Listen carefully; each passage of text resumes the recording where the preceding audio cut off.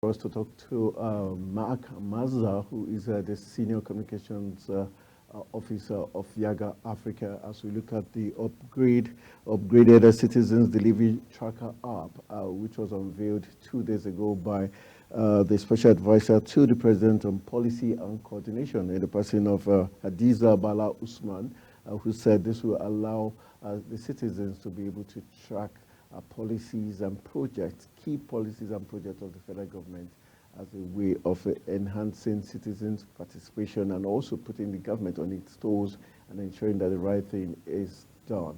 All right, Mark Amaza, thank you for joining us this morning.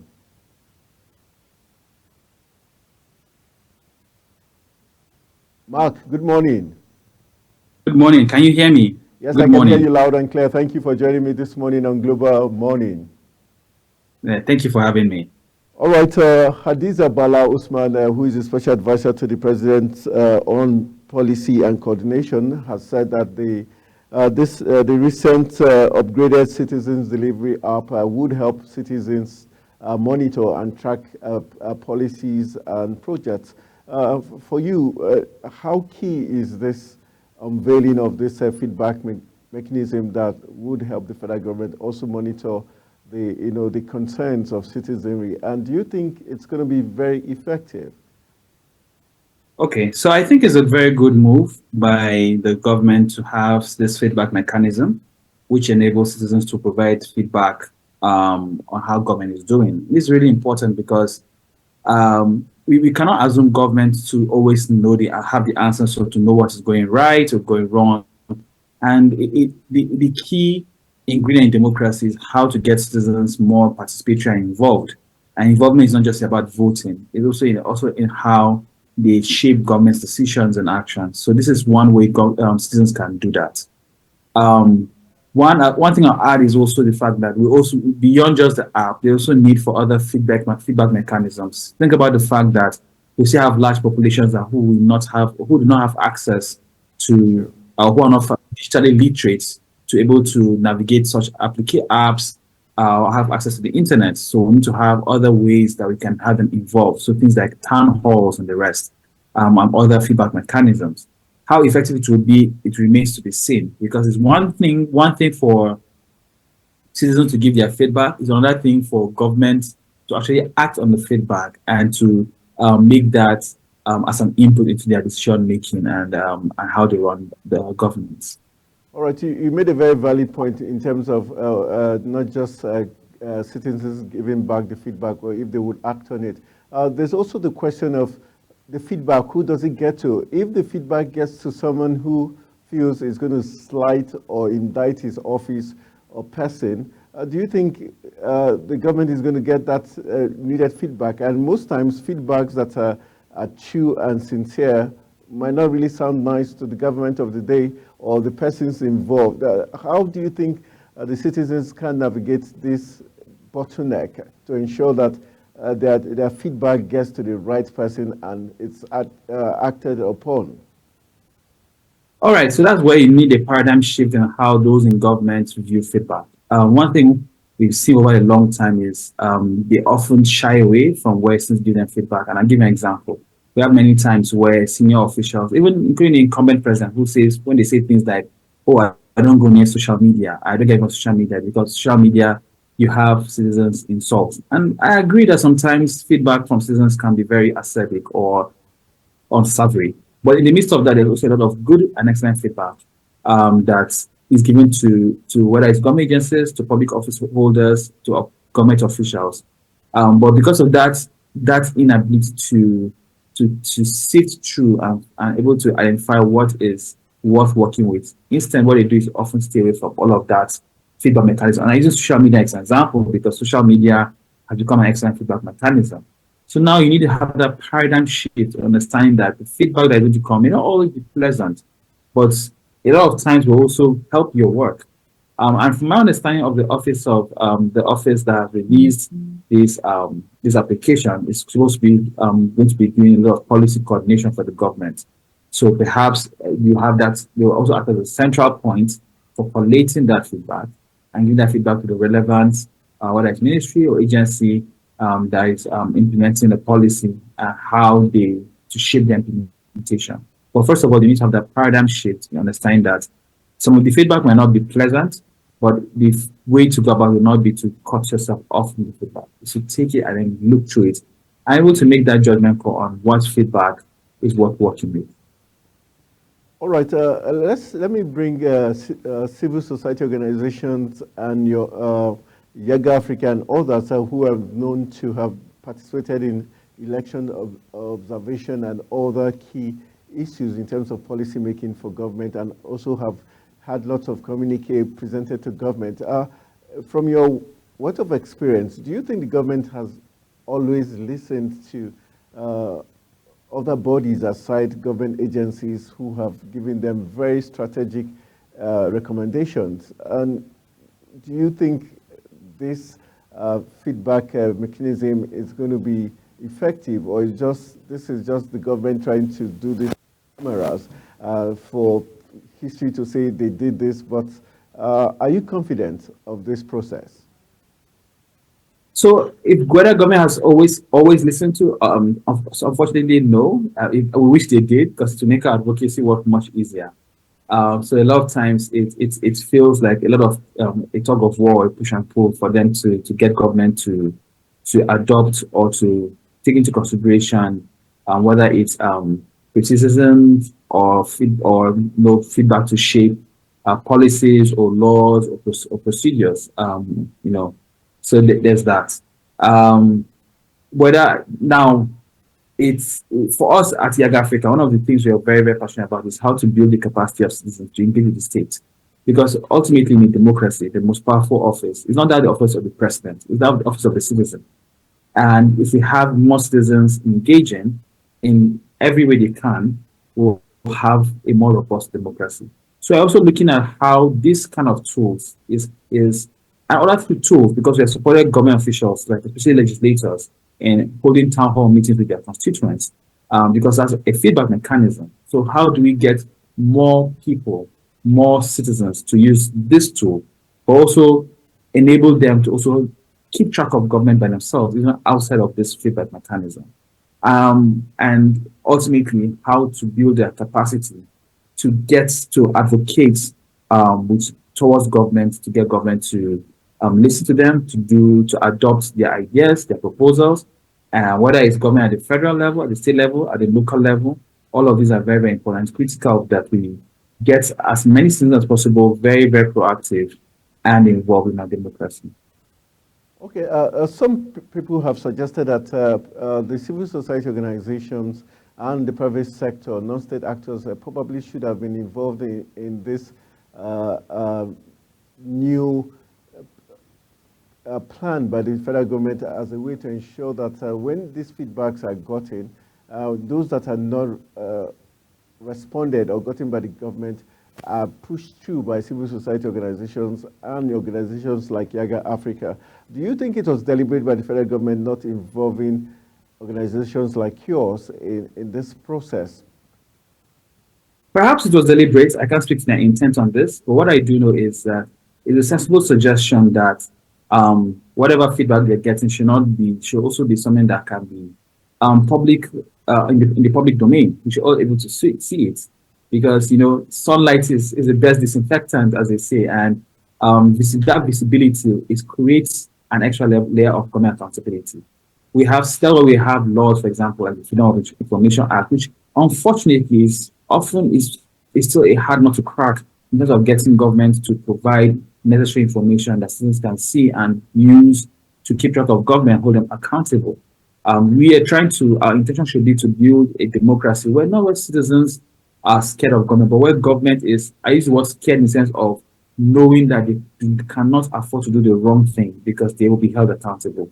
So our suggestion is yes, for this feedback mechanism, the feedback that citizens will give should be available publicly to be able to see, but also to note that beyond this app, citizens will always find ways to give their feedback. And that's why, for example, we are very passionate about protecting the rights to freedom of expression, especially online. We have seen repeated attempts by successive governments to quote unquote regulate social media, which in our opinion is to muzzle people from speaking because there's an excellent feedback mechanism. So which people give. We have the for the states via the mainstream media where people also give their feedback, albeit with gatekeepers there. So it's not just going to be this app that where students can give feedback. And yeah, civil society and private sector will also continue to find ways to enable, or at least I can speak for civil society, to enable citizens to have feedback, to create avenues for feedback where we all give opinion on matters of states. And I'll give you an example for Yaga Africa. In November last year, we held a town hall with the National Assembly's Joint Committee on Electoral Reforms. We had citizens come and present their ideas for how we can reform Nigeria's electoral legal framework so that we're able to have credible, inclusive, free and fair elections. So yes, I do agree. This feedback that will be gotten through this mechanism, it should be publicly visible. We should be able to see what feedback is being given, so we can also help or enable, continue to track that information of the feedback or how it fits into what government does. Do you agree with those who say this policy or this innovation or initiative is a complete waste of government funds, because they tie it to the fact that the internet service in the country is bad, the power is not good enough in the country, and also that it seems to be for the elites, as those in the rural areas where these projects are supposed to be sited, do not even have the access to this technology that would help them monitor or give feedbacks. Do you think this another very funny venture the government has embarked upon? No, I do not share their opinion. To believe that is to rather be to be cynical, and we should not allow ourselves to be given to cynicism. I do agree that by itself is not enough. I made the point earlier where that there are people who do not have access to internet or smartphones or the digital literacy to navigate such an app, which is why, or if it is whether it's a phone tool or a web-based tool, which is why I also say beyond that, the government should also be intentional about creating other forms of feedback mechanisms. And I'll stay with the example I keep giving of town halls. We need to make such feedback mechanisms a culture, a democratic culture. And it's not just about the executive, it's also about the legislature. We need to have, for example, legislators know that they are they're obligated, not by law, but by culture, to have regular town hall meetings with their constituents, to create lines where constituents can reach out to them, whether it's emails or phone calls, to have active constituency offices where citizens can walk in there and say, this is my request to my legislator. We should not be a situation where access to those who represent us or who govern with our mandates is so difficult to get, because no matter what excuse they make or to justify it as people only reach out to them for their own personal needs. And then people want to reach out to their legislators for non-personal needs, for communal needs, for issues of governance. So this is a good step in the right direction. By itself, of course, is not enough. There needs to be more intentionality. I mean, imagine if, for example, we have ministers and agency heads constantly holding town hall meetings, or we have big trolling through social media and they're finding comments, or have emails that are active where people can email them suggestions, or even walk onto their office and just or send letters. These need to be part of our democratic culture. So that, because if you see democracy is a government by the people, of the people, for the people have to be involved with every part of it.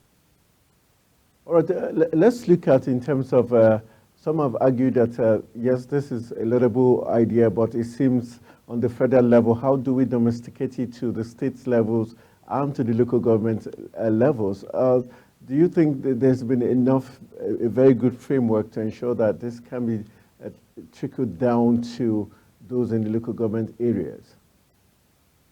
That's an excellent question. But by nature of our federal structure, the federal government cannot impose on the state governments, local governments, that they should replicate same. And that's why I made just the point a little earlier on around we need to make feedback mechanisms such as these and other ones a part of democratic culture. Perhaps the federal government can provide an excellent model where states can also look at it and say, look, okay, we need to have similar.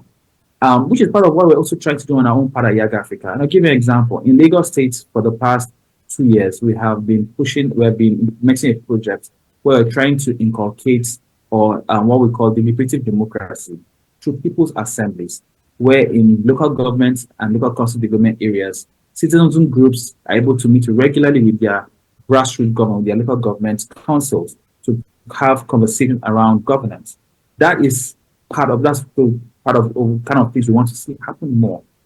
Through that, you'll be able to have build the culture of deliberative democracy, of where citizens and governments regularly interact, and then governments are not in their cocoon, coming up with what they want to do for the people, and then people are also disgruntled because either what they are doing is not what they want to be done, or it's being done the wrong way. But it's not something that should be imposed by fiat, by the federal government, which in any way it can't do. We need to have more of this become part and parcel of our culture and our democratic culture, where state governments, local governments, are able to say, look, we need to find how do we continually interact with our citizens to get their opinion. Legislators at all levels as well. All right, just let me, in terms of Yoga Africa's commitment and collaboration with government, what has been the most recent initiative and collaboration Yoga Africa has had with the government that you think would also help this project that the presidency has decided to follow suit in terms of the citizen being able to monitor government policies and projects? So the one I just referred to, which is the Yeah, People's apart from Assemblies, Lagos now, because it looks like it's Young Africa focused on Lagos. Now we're looking at something that could go across the federation. yes, I use that example because that's a pilot phase, and of course, we do intend to scale it as many states as possible. On that one, a lot of our engagement is with the National Assembly, and we had a town hall, like I mentioned earlier on electoral reforms in November. We've also supported legislators, to some legislators with a focus on women and youth. I mean, keep in mind we're a small non-profit and with limited resources, so our bandwidth is quite limited. But we have supported legislators, particularly women and young legislators, to hold town hall meetings with their constituents as part of that. We haven't done anything yet with the federal government in this regard, but we're working on that one. There's one in the works. And once we launch, of course, we'll know about that. It will be out there. But we continue to also build the capacity of citizens across the nation on how they can also advocate and engage with governments at all levels. Without any particular focus that has the federal government or state government, but at all levels. In our opinion, we believe there's a lot more. There's a lot more. There's a potential for more results when you have citizens engaged, not just with the federal government, but also their subnational governments, their state governments, their local governments, their councillors, for example, and not just a focus on the federal government, which is also very, very important. All right, let's look at governance in the local government area. Would you say enough has been done to sensitize Nigerians in the rural areas as regards the importance of them putting an eye on whatever project is being done for them in the local government areas, and to ensure that they have the right to give feedback to the local government chairman and the government at the local level, rather than just hope on the national? I'll broaden that question to say, overall, civic education in Nigeria is still quite low, not just at the rural areas, but even urban areas. Perhaps anecdotally, I would even say rural areas might even be better off than urban areas because they feel the impact of local government councils, of legislators more. So there's a lot more awareness on how they want to engage with them than urban areas where we often just focus only on the federal government. There's a lot more that needs to be done. It's quite low. We're hoping that agencies, like the National Orientation Agency, also takes the lead in that regard. On our own part, with our own what available resources, we're also doing what we can. I don't know if you're aware, or have come across our series on TV and radio that has been running for the past 3 months called Democracy 101 in 5, where in 5 minutes or less, we explain the aspect of democracy to citizens. And we've received a lot of really good feedback on that because many of the things or topics we have explored are topics that citizens are not aware of. how to advocate for their rights, how to, approach government for redress, how to engage with legislators, all these very pertinent topics and how they can become more participatory in our democracy. So we're hoping that from here, agencies such as the NOA and state level relevant agencies and other civil society organizations as well also pick up the gauntlet and continue to sensitize citizens, whether it's in the urban areas, in the rural areas, on how they can become more participatory in our democracy. All right, let's, as we begin to wrap our conversation up, let's look at in terms of penalties. In this initiative, do you think having a portal or where penalties for any default in any project or policy that has been embarked upon by the federal government is stated, it could also help encourage the citizenry to give feedback or to follow suit, or also encourage the process?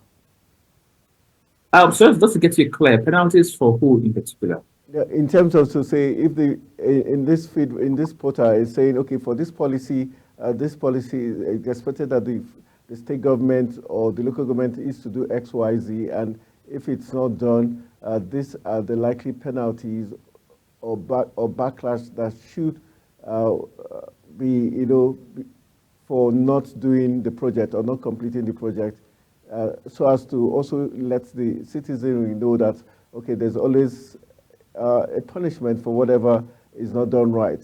And if any money is given out or expended and the project is not done correctly, the citizenry have the right to ask for the monies. Well, yeah, that would be good, even though I assume that will need an instrument of law to provide backing.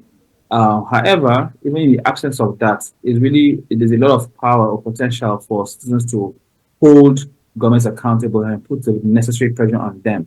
When I say citizens, it could be individuals like you and I, citizen groups, civil society organizations, the media, and so on, to able to hold them accountable to what they have promised to do or intend to do or supposed to do, to put that pressure on them. There's a point I always make is that politicians outside the country, government outside the country, are not necessarily. I don't feel with angels either, as well as we often assume ours are filled with the opposite of angels. But because citizens hold them accountable, there's a lot more pressure on them to ensure that they do the right thing. And we need to build that citizen power to do the same here, so that we're able to hold governments accountable in every single way possible on every single issue, so that they know they cannot afford to be caught sleeping. Okay, can we also put the blame on the judiciary and the security agencies, for example, the police who would not go ahead, or the anti-graft agencies who would not go ahead to arrest elites who have been indicted? Like we see currently, the Kano state government is arraigning the ex-Y governor of the state, Abdullahi Ganduje, his wife and son, and 6 others for the bribery allegations. If we begin to see this happen more often, do you think this might encourage the citizens to, decide to follow suit, something like this, policy that the government has just initiated? So I agree that there's a lot of failure on the part of anti-graft agencies in terms of prosecuting corruption. But also to note that when we talk about holding government accountable, it goes way beyond corruption. Corruption is only a subset of it. And that failure of anti-graft agencies, it's itself a failure of governance, which, of course, it doesn't make them exempt from what we believe or from what's being able to hold them accountable and apply pressure to ensure that they do the right thing. But when let's not confine ourselves only to fighting corruption. There are times where a failure of government to do something may or may not be because of corruption. But on all aspects of governance, everything we see in society is an outcome of governance. Every single thing is a governance issue that needs government action. It doesn't have to be when one has is seen to have engaged in corruption or accused of that. And across the board, in all of these 8 issues, we need to hold government accountable, put pressure on them, whether it's through government-created feedback mechanisms or citizen-created feedback mechanisms. We need to ensure we do all of that to ensure that, so that to make sure that that they do the right thing. they're supposed to do. Okay, my final question would be to you. How key is it for this process to be continuum?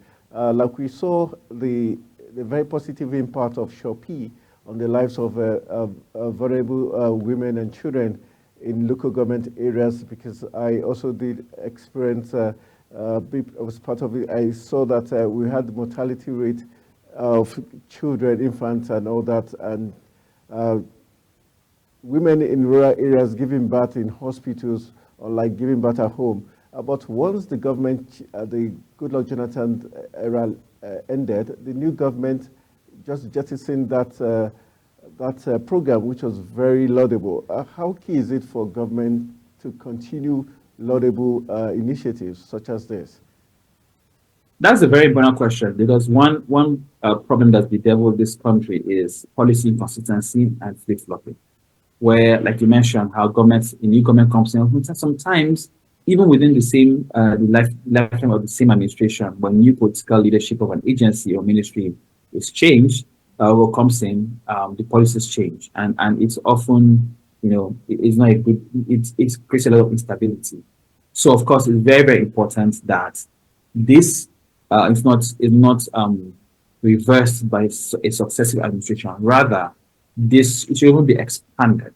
Um, you know, um, as they continue to use this mechanism, feedback mechanism, they continue to look for other ways where citizens and government engage, to look at what's not working and what's not working, and to make it a continuous thing beyond the lifetime of this administration. And like I said earlier on, we need to make sure that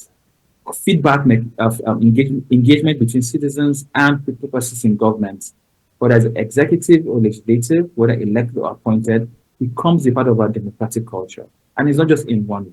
There are many, many, many ways to think that. And we should look at all ways, all the ways possible. We should get to a point where we have citizens boldly saying, I want to call my legislator and complain about this issue, where they're able to write letters and get feedback, where legislators or government officials hold regular meetings and town citizen groups, where citizens are able to go into public hearings over perhaps a bill or an issue, governance issue, and submit memoranda and it will be heard. That is what makes a democracy work.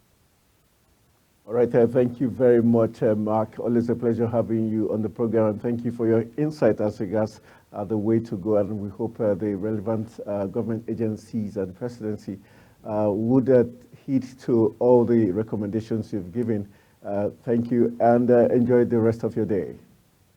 Yes, too. Thank you for having me.